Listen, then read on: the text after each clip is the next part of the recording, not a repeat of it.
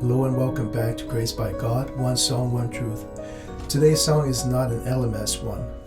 This song reminds us of what God has done for our nation as we head for election. So let's take a quick listen.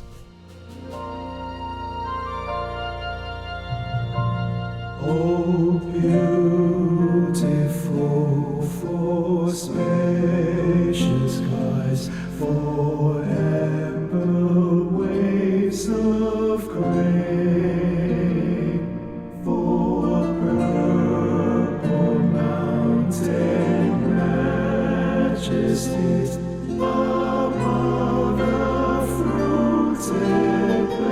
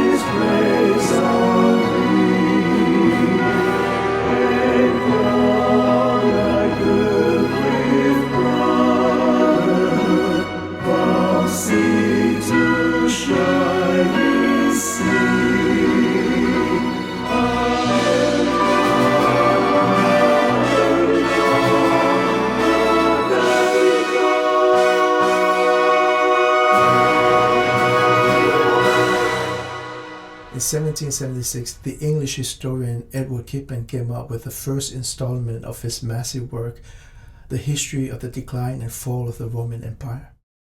That same year, the U.S. declared independence. In 1789, Kippen wrote the last volume for his work. And on that same year, the U.S. put into effect its Constitution.